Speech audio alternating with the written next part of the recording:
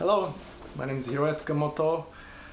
In this video, I'm going to share some tips to choose acoustic guitars. And in the part 1, I mentioned about the size and body shapes matter. And in part 2, I talked about sound. And this time, as a part 3, I'm going to talk about the guitar makers and brands. And as you know, there are so many different guitar companies, and sometimes you get confused which one to choose. And some companies are very huge, big companies like Martin, Taylor, Yamaha. And also there are some smaller companies with a smaller amount of staff members. And even independent builders who make guitars by handmade, basically. And depends on your budget, the guitar you're gonna choose will be changing too. But I'm gonna talk about the good thing about each makers, each size of the companies. If you choose a guitar made in big companies such as Martin, Taylor's, the good thing is that they make in factories. That means, and they have so many people process for each sections to check each parts very carefully until the end of the final completed part.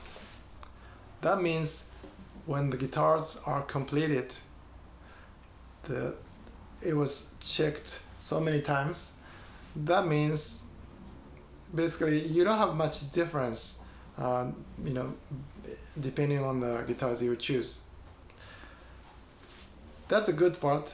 In a way, it might sound like, okay, that's a little sad because the acoustic guitar should sound different, even though like using the same materials.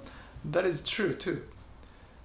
But in terms of having a trouble or issues later on, when you choose the big makers, you have less troubles of those things because they check everything and make sure all the details are fine.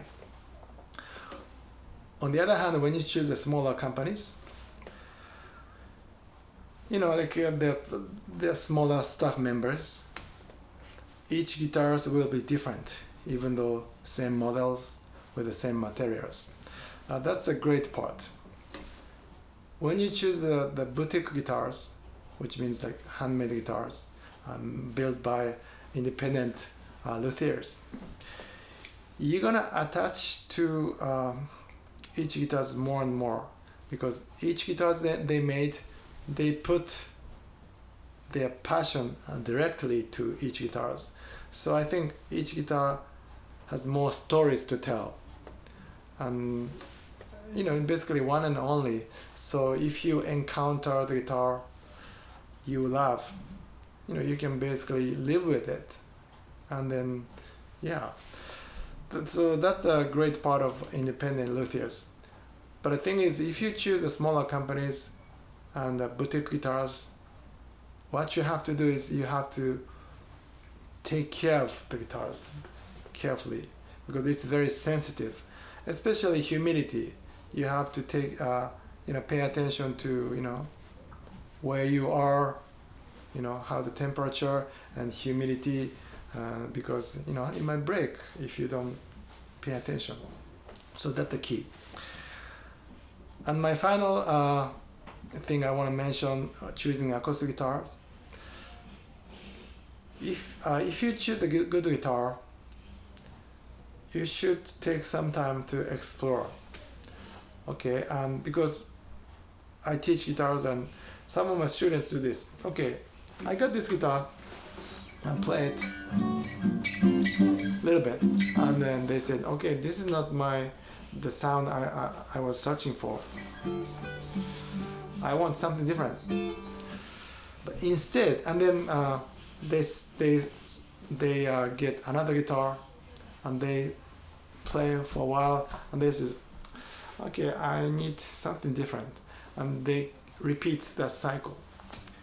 I mean, it's fine. I mean, if they do, I mean, some people like to change, once in a while, they change, and that depends on the personality, and that's fine too. But I sometimes I feel like, oh, that's sad, because if you stay in the same guitar can change, right? And if you keep playing this, the guitar can grow, and you can grow together. Yeah, so that's my message. But it has to be a good guitar. If you choose a very cheap guitar, and if you play over the years, it might not change much. But if you have a good guitar, take care of it carefully, and then you can just keep having it, keep playing it, and then the sound gets better and better over the years. If you have any questions and feedback, please let me know, and thank you for watching.